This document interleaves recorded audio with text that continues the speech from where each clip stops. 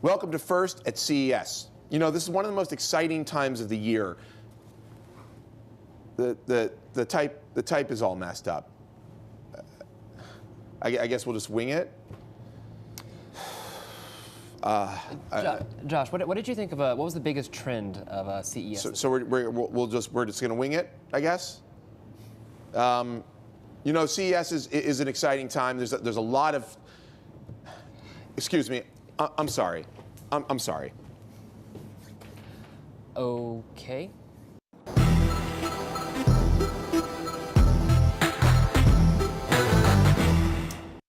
Welcome to First at CES 2014. I'm Josh Topolsky. I'm Ross Miller. And this is our morning show that we do every year here. We recap the previous day's events and announcements. We talk about what's coming today. And yesterday was quite a day. It's very busy. It's quite a day. Same thing as every year. Obviously, this whole week is very CES, but the official day is today. So yesterday is where all the companies, dozens and dozens of press conferences happen. Yeah. All the announcements are made. So Yeah. the show floor, there's no surprises. Yeah, I mean, and Monday is historically, the previous day that we just went through is, you know, huge events, lots of announcements, lots of companies cheerleading their products and talking about their amazing innovations and all the new stuff that they're doing. Everything is beautiful, and wonderful. Yeah, everything is innovative, and you've never before seen it. And you know, it actually is probably something that's best expressed through showing you a little bit of it. So take a look at this. Good afternoon, Las Vegas. Happy New Year. It's great to be here at CES 2014. You know, 2014 really is the year of the Internet of Things. Our theme for this year is with LG, all possible. This year is all about play. We know you want one device for everything, from work to play. Premium tablets for both work and play. We are not just about motion, but emotion. It's not just cutting-edge technology, but it's for serving a higher purpose, making lives better. This philosophy drives our innovations. I believe that something is innovation. Innovation. This innovative feature. A couple other innovations. Innovation. Our new 4K Handicap. We have the Zenfone 5. LifeBand Touch Fitness Activity Monitor. How about a hand for our 9000 series top loader, front loaded laundry pairs? Tegra K1, the world's first 192 core processor. This is the world's lightest APS-C interchangeable lens camera. This could be the tiniest gadget Sony has ever made. We are calling them Pro devices. Feast your eyes on what I'm calling the reference standard for 4K. Say hello to the Asus Transformable Duet TD300. So many products to play with and so little time to play. That's true. Now, on to the main event, the all-important television category. This year at CES, you're going to hear about three other very important letters. UHD. Ultra HD. 4K. 4K entertainment. The curved shape. A curved design. Curved? The curve? How does it, how do you think it's going to impact how viewers experience your movies? Excuse me, I'm sorry. I'm sorry. Okay. It's live shows, folks. So. A lot of innovation happening. Innovation everywhere. A lot of excitement. All over the place. A lot of making your life better. You know, I have to say, just generally speaking, yesterday's announcements, we saw Samsung, we saw LG. Right. NVIDIA was the previous evening, the last really event of Sunday night. So I'm kind of counting that. Who else did an event yesterday? We saw Sony. Asus. Sony. Qualcomm, Intel. Right. Intel had some Intel had some really interesting I'm really impressed with Intel. But I will say that and I actually will take Intel out of that mix a little bit, but because I thought their stuff was very strange and interesting. It's definitely like by the numbers, by the book. I will say this year more than any. And yeah. Like you've done this obviously longer than I have. The first one I did was Palm Pre. Several thousand years of doing the CS. This thing started in the 60s. You've been doing it since the 20s. I've been doing it since the 1620s, which is what's amazing about it. Right. It's a very different scene back then. But I remember like every year I've gone up until this year, like there's always been some flagship product that we're like, wow, that's insane. Yeah. First year I came, it was the Palm Pre. Obviously, last year was Oculus Rift. Yeah. Which is a big surprise. Yeah. So far, we've seen nothing like that. Everything. I don't think we've seen a slam dunk product. Frankly, I think the show this year and this is there is an ebb and flow. Last year we expected kind of a mellow show, and I think we got a lot of surprises. This year, I would say maybe our expectation of surprises is a little bit higher, and as a result, we may be a little bit more disappointed with what we see. I think that you can't have the same kind of show every year, and so we'll have to see. But the other thing too, remember, like I think we felt somewhat similar to this time last year also, because the big announcements we saw were from the smaller companies that don't have the big press conferences. Right, that's right. And in fact, a lot of them didn't have press conferences at all. Right. And you just said that, didn't you? I just repeated what you said. At any rate, reinforcement. At any rate, It's but one of the big things at every CES is televisions. Right. People, I mean, the companies that come here, they have to talk about televisions. They need to talk about televisions. But we saw a ton of TV news yesterday. In my opinion, the most exciting, if we're going to talk about exciting TV developments, okay, I feel like LG doing a WebOS television is the big one. But that's a very sad standard for like the best innovation, because it's just a new interface to a smart TV, which is basically them trying to get rid of the set-top box, still claim input one, so to speak, before someone else does for them. Well, I think LG is doing some interesting things. First off, they're using a real platform. They're not just grafting their stuff onto some weird proprietary build that they throw on one TV and then don't do it on the next. It's not like this random smart TV software. They're saying, hey, we have a platform, it's called WebOS. You can build apps for WebOS. It's built to work well as with like HTML5 apps, which is how all of these companies are building their apps for TVs, or at least they will be for the LG TV. And it has a real thought behind the way you use it. So, here's a look at it right here. I mean, I think that's kind of a big deal. The only problem is, and we discussed this on the Vergecast and I think some shows yesterday, you got to buy an LG TV. Right. It's not like they're distributing this out into the world for anybody to use on a television. I mean, I will say though, of course, if you want iOS, so you got to buy an iPhone. So that's not entirely unprecedented. Right. But do you have an LG TV? I don't. I have a Panasonic and a Samsung. Do you know anybody with an LG TV? I don't. I'm not saying people don't buy them. But then again, I don't really walk in like what TV is that? Because to me, it's just a black rectangle that plays Xbox and PlayStation. Like I do everything I can to avoid the smart TV interfaces. If this gets me to like at least curious enough to try it out, like that is a great thing for LG to pull off. Right. I mean, to me, I'll take an innovation in software over an innovation like these curved displays that everybody was showing off. Right. So LG had a curved display. Yes, an 105-inch curved display. And no, they had was it 105 or was it the 85? I think it's 77, 85, and 105. Well, at any rate, they showed off curved displays, which so far nobody has actually been able to identify why we should be interested in curved displays. I mean, they've said there are reasons, but I don't really buy them. Samsung had a curved display. Samsung did. Who else? Was that it? Samsung and LG battling it out. I don't know if Sony did. Sony did not have a curved TV. So this is the other thing, and then 4K. 4K. Yeah, which is more real this year than it was last year, and I think probably the most interesting part of that is Netflix and Amazon buying into 4K in a big way and forming partnerships with a lot of these companies. LG had Reed Hastings, the CEO of Netflix, come out and he talked about the WebOS interface, but they also talked about Netflix doing shows, doing all of their shows in 4K. Right, and I have to say, like, listening to that, like my first thought was like, and we talked about this a little bit yesterday.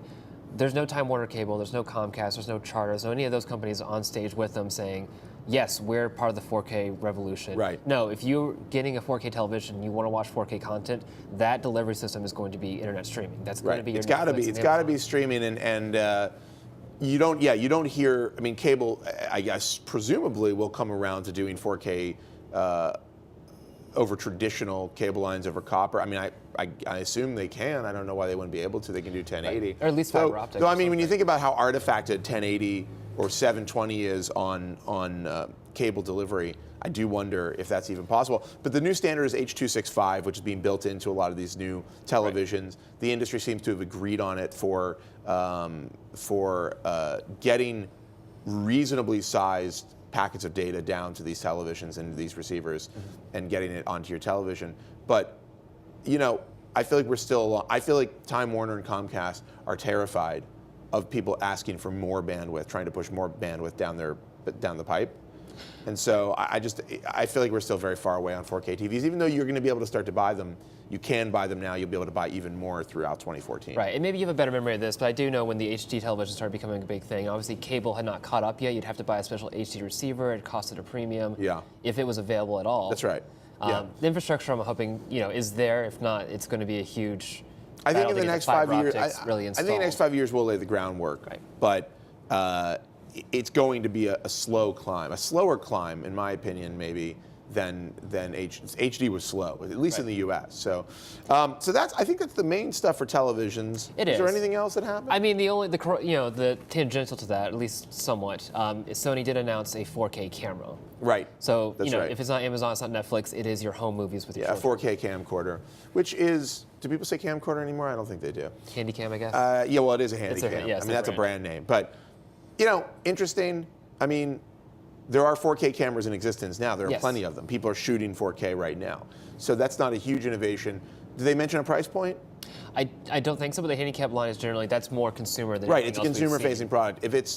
If it's cheap enough, that would be really interesting. Right. But we don't know yet.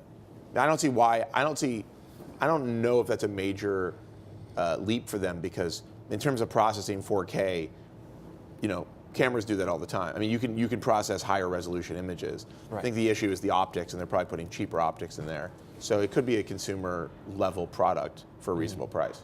Right, and of course, we have no way of knowing. this always does trickle down. So Right. it's going to go professional to prosumer to consumer to your parents. Right. So what else were the big stories? The big stories, and this does feel like almost a rehash of last year so far. The big story, of course, again, was wearables. Yeah. But not just the wrist either. And this is where we get into Intel. Butt wearables, butt sensors. Butt sensors. There are no butt sensors actually, which No. frankly, to my disappointment. Although Russell, something you could insert into your pants to track your butt movements. Actually, so Is that a thing? Russell Brandom did a report earlier in the week with Notch. It's a startup company. Yeah. They do sensors into your shirt and they Yeah. track your shirt movement. I don't see why you couldn't do it with your pants. No, yeah, Notch is interesting because it's almost abstracted from this whole idea of a specific thing you put on, like a watch or a band Right. or an ankle thing, or there's no ankle thing. But that's called an ankle bracelet for modern. But last year we started to see just a taste of wearables, and this year it was Sony and Samsung. Did Samsung have no, LG? LG did. LG and Sony. Sony didn't really. Did they mention it that much? I know they've had a smartwatch for a while, but like They talked about they touched on wearables. Okay. They have this tennis racket, right, the tennis smart racket, tennis racket, which is very interesting. But there is certainly Intel talked a lot about their wearables. I mean, where their chips can go. And what's interesting is that it was a cool idea last year, and now this year all of the major companies are either touting products that they're making that are their Fitbit competitor, or their Fuel Band competitor, Right. or they're at least talking about how important wearable technology is. Yeah, and I think even like a gaming company like Razer is like looking at smart bands now. They announced the Naboo last night. Yeah. Which is, again, it's a crazy company to think about doing this. And what feels kind of off the mark is that we're seeing it for it records your data or it gives you data. It doesn't really tackle the input thing yet. They need the Right. biometrics. Right. And I remember when we went to CS Unveiled, Casey had found something that was very interesting like that. I can't remember, it was like a VR thing. Oh, the Pivot VR? Yeah. Or is it VR it's not- Pivot? it's- I think it's Pivot VR. It was something where like you strapped to This your is arm. cool. I don't know if you guys have seen that. I thought this was kind of an amazing product. It is. It the- basically the looks like Prio it looks like the this thing one. from Elysium in a way.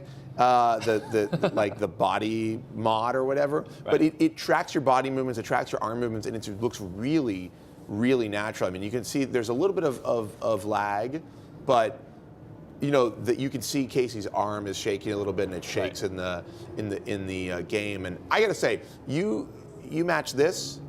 By the way, they also have leg attachments apparently, and this is not that expensive. Look, it's like look what's $200, jacked I into the back of his head. Yeah. Speaking to the Elysium thing. Yeah, that but I is- mean, you That's scary. You match this with an Oculus headset. I mean, that to me is. I mean, this goes beyond wearables. This is a crazy, body immersive experience for you when you're playing a game or doing all sorts of things. I mean, this doesn't have biometrics, right? This is just straight up for game Just playing. straight up for You game can playing. imagine a situation where you have something like that. You're tracking your biometrics. You're playing some sort of like activity game or exercise thing or Right. whatever sports game on your 105-inch curved TV. you know. And not to hark back to like something like I remember Valve saying 6 months ago when they looked into biometrics, and obviously that's a company that just thinks about random stuff all the time. Yeah. But the idea, like, if we check your pulse and if you start getting more scared in a game, we can actually make the game affect that. Right. No, I mean that's a really cool and exciting idea. I mean, even playing Dead Rising on the Xbox One, you know, there's a feature where you can say you can scream over here, and the zombies will hear your I love voice doing that, especially and come towards you. Yeah. And you know, at first I was like, well, this is a weird gimmick. Like, I'm not really buying into this. But then after doing it a few times, I was like, wow, this really adds a whole new dimension to the game. I mean, you are interacting with it in a way that you would have never been able to do before, and it has a real visceral impact on what's happening on screen. So seeing stuff like this, I mean, I think it's you know, we're talking a lot about wearables with things like Pebble watches. Pebble actually had a great showed off a great new watch. It's very fashion conscious. Yeah, I mean, the second Pebble, called the Pebble Steel, is definitely, I think, a huge upgrade from the previous device they did. But you know, we're talking about wearables like that, smartwatches and fitness trackers. There's a smart toothbrush, which is not really a wearable, but I think falls into that category. Well, we had the fork last year, so we need something like that. Yeah, right. This is definitely the follow-up to the fork. Yeah. But when you think about how you could apply some of this technology to experiences like gaming or driving or, you know, activities that aren't just strictly like, hey, I'm exercising or I'm sleeping. Here's what I wonder about wearables. Okay. America is not known, I'm just speaking as an American. America is not known for, and as a person who's not known for this, not known for being like real into fitness and being healthy. Right. I mean, at least in the last like 30, 40 years, right? We've sort of been on a slow march towards morbid obesity across the nation. So I just wonder, like, we're making all these fitness devices, all these tracking devices. I mean, I bought, what was the Wii thing? Oh, the thing balance you step board? on? Yeah, the balance board. I bought the balance board. I used the balance board for like a month, and then I was like, the balance board went under the sofa, and it never slid back out. The balance board is now, there's a pile of Penny's discarded fur. It looks like there's another Chihuahua underneath the sofa that is just fur covering the balance board. So like, what I really wonder is people are buying the Fuel Band, they're buying Fitbits. Clearly people think there's a market for it, there seems to be a market for it. Do people actually want to use these for extended periods of time? Are they going to commit to using these things? Like, because it would be kind of awesome if we start thinking about that stuff. I mean, if we become a nation or even a species of people who do, and this is the quantified self idea, do we care to numerically count our steps, our calories? You know, and I'm unashamedly one of those kind of people who I do track calories all the time and track my steps. But to track calories, you have to input your food intake, right? Yes. That's one of the things. And that is the most annoying thing. But you think this is a trend that's a real trend? I don't know, because I feel like we're still in this kind of halcyon days of wearables because the design isn't really ubiquitous. People don't know where they want to put it, if anywhere. Right. This kind of brings us to the Intel keynote, which was the most interesting keynote. Yeah, Intel showed off some. So let's talk about some of the stuff they showed off. Yes. Jarvis. Jarvis. You have I know you have a list. We can go down your list if you want. No. This is great. No, let's do your list. I want to hear. You talk about Jarvis. Okay, fine. Yeah. Well, I mean, explain what Jarvis is. Essentially, it feels like a Bluetooth earpiece, but it's one that has kind of an AI that kind of works with you on this. Right. Like, it's essentially the Iron Man Jarvis. It's like Siri, if there was, Siri, if Siri were just in your ear. It's almost like the movie, it's almost like Her, right? In the sense that it's like this companion that is speaking to you. It's like a personal conversation you're having. You know, I haven't seen that yet, by the way. I haven't seen it either, but I've seen the commercials, and so I feel like that's enough. Fair enough. It's enough to know what happens in Her. If they die, they all die in the end, right? Spoiler alert? I don't know. Too soon? Can an AI die? This is getting weird. Can an AI die? Great question. But no, I think the reason Intel is doing this, I think this is a way to set the stage. Tweet us your answers. Can an AI die? Love to hear what you think. Hashtag Vergecast. Go ahead. No, this is not Vergecast. It's not Vergecast. Hashtag first, exclamation mark. That would be great. Okay. No, but I mean, you also remember, like, this is somewhat of a business thing, too, for Intel, because Intel dominated the PC market.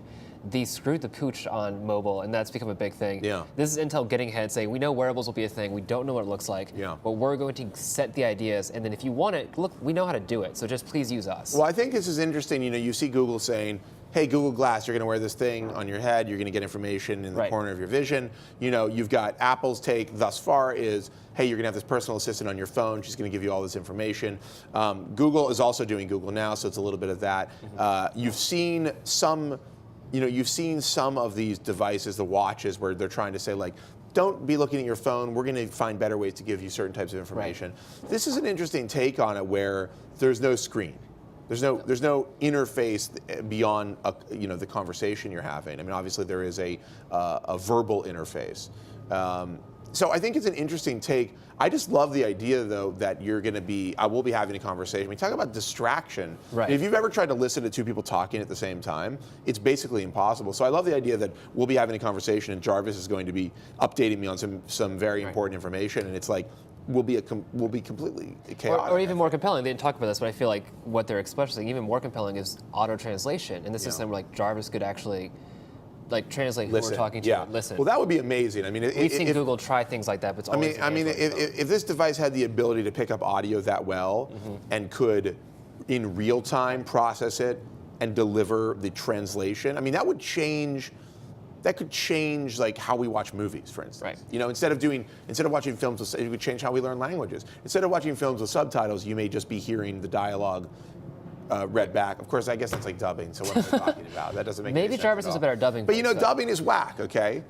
I mean, it looks horrible and it sounds horrible. But this would be a totally different thing. And this is the thing about Intel. Like, it wasn't a consumer-focused event as much. They had a couple things, but it was more. It was like vision. Aspirational, get dreaming, and most of the things we saw were. This is the next phone you're probably going to buy in 6 months. This is the next tablet you might get. So it wasn't as interesting because these are very familiar, ubiquitous products. Right. The exception being, and this is where we get into the transportation stuff, and you did a lot of this stuff too. It's automotive. Yeah. It's wait, hold on. Before we do automotive, what else did Intel announce, or what did they talk about? The one big gadget thing they did, and this is what we heard rumored was. They're an initiative to put Windows and Android on devices. This is a thing. This was another thing that happened yesterday. Asus did this. Android and Windows. They're like, you can have an Android tablet and a Windows tablet and a Windows laptop. Right. And an Android laptop. I guess, if that's a thing that you want, which I don't know why you would. Right. And Intel is pushing for this as well. This to me feels like the touchscreen laptop movement, the convertible, like, hey, it flips into a tablet and now it's a laptop. Like, I don't really believe that that's how people want to use these devices. I think if you had the right side screen, which is a smaller screen, and a great dock for it, you can have a tablet experience that becomes a slightly more laptop-like tablet experience. And I think you can have a more simplified laptop. But I'm not sure that people necessarily want a device that's trying to do both things. And I think that when you try to do, I think that in a way, Microsoft has shown there are real problems with this. That when you try to do both things, it becomes you compromise. It does feel like a lot of these were like the Windows 8 form factors that just did not sell. Right, they're like, we'll we got this. Android on. We have this 13-inch, 12-inch form factor laying around. Like, why don't we put Android on it? Then maybe we can sell some of these things. Right.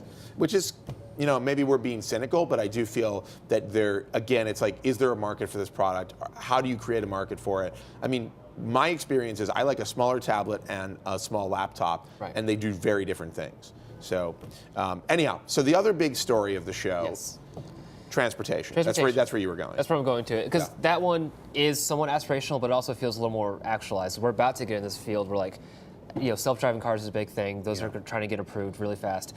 You did the Toyota iRoad, which I'm fascinated. I took this iRoad device, and we've got a story up on the site in an amazing video. The iRoad is a three-wheeled.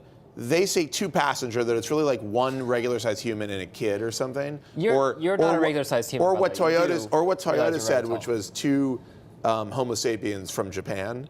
That is the most politically correct. Very, very politically correct. But this thing is actually really cool. What it is they're meant for car sharing programs. Essentially, how we have city bikes in New York that you can grab, take somewhere, and then drop off.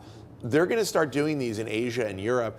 It's a three-wheeled leaning vehicle. It can go about 30 miles an hour top speed. Wow. And I think 50 kilometers is the range. So it really is just an inner city commuting, or from a short trip from the suburbs to the city. But it is so much fun to drive. It's a lot of, and I'm a big guy, like I fit in okay. It's a ton of fun to drive. And when you think about, if you can imagine a city where, let's just say half the cars are replaced, the people who are commuting around the city, half the cars are replaced with devices like this. I mean, and it's also all electric, obviously.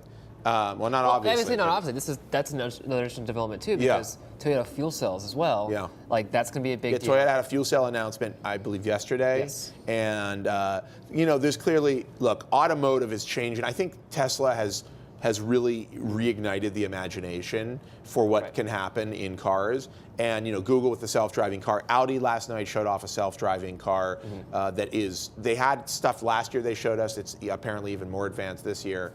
But there are, transportation is getting really interesting. People are taking it seriously. And it's not just, hey, we put a bigger, more interesting stereo or a GPS unit in the car. It's, we've changed the way you're thinking about driving. I mean, Audi's idea is that you'll be in traffic and the car will switch into some mode where it drives for you, so you can read a book or take a phone call or do whatever. Or even like take a step back. This one we know is going to have the 2015 Corvette. Yeah. There's displays basically Gran Turismo, which may be a little They kind of gamify.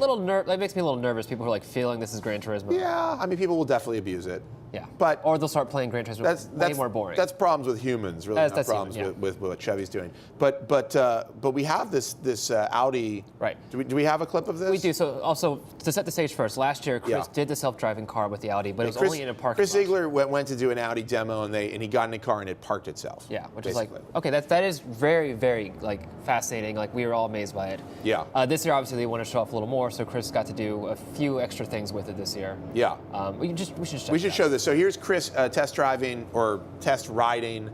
the newest version of Audi's self-driving vehicle.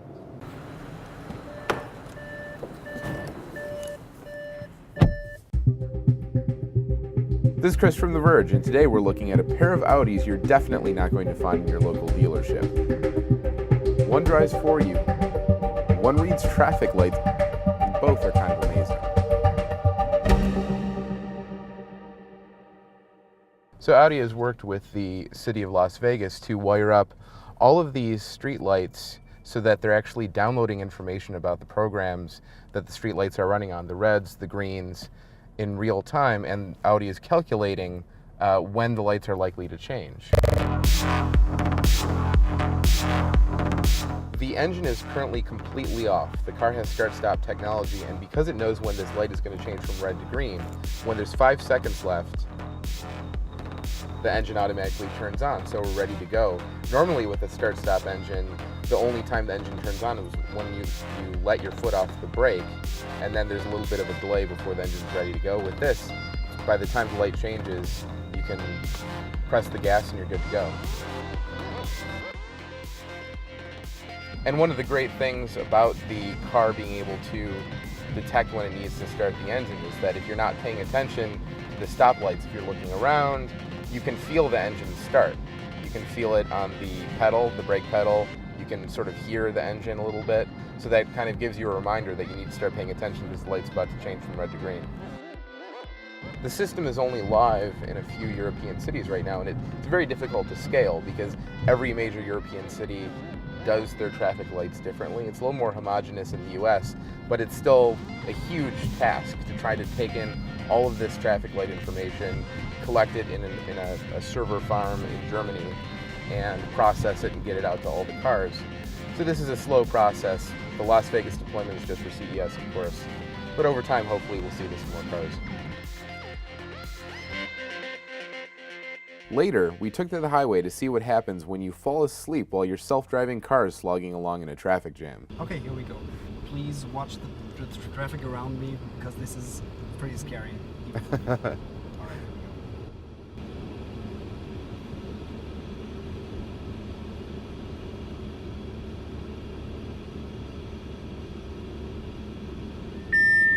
There you go. So it says, driver attention, please take control of the vehicle.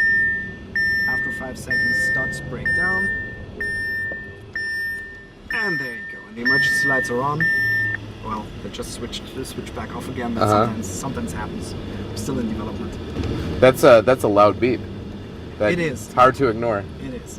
Absolutely. We want the driver to know that he's supposed to take over. Right. It uses a variety of sensors both inside and outside the car to make this happen. Inside there are cameras that are actually keeping an eye on my face. If I fall asleep, the car detects that, it automatically shuts off the piloted driving, and if I take too long to take control of the car, it'll actually bring it to a full stop, put on the flashers, and call the cops. So there you have it. Just like last year, Audi is throwing a lot of new technology at CES. And neither of these technologies are ridiculous notions that will never see the light of day. They're real. And there's good reason to think they'll be in production cars soon.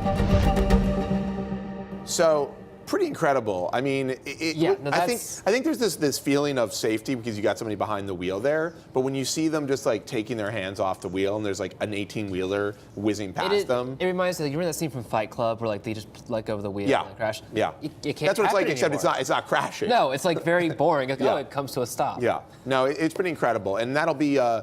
We haven't put the video up as a standalone yet. No, that'll be in like about an hour. That'll be up on the site in just a little bit, so you guys can rewatch it. And it's a really cool report from Chris. So I think that's kind of the show. We have a lot of stuff happening today. This is the first of the firsts. We'll be doing them throughout the week, and of course later tonight we'll do the Vergecast After Hours. And I don't know if we don't have any live post-show events today. No, but we do have one very interesting thing. Right now, obviously, we're doing the show while Kaz Rai does keynote, and apologies for that, of course. Yeah. If people are watching both, thank you. Yeah, if you didn't know, there's a Kaz Rai keynote going on right now that we're covering live. But as an apology, mea culpa for us, the Sony president, new Sony president Mike Fasula will be here. This is his first interview ever as a Sony president. Yeah, very cool. He'll be here in the studio? In the studio, live. We'll be talking to him and Neil. And Neil will be doing an interview with him, and that's in...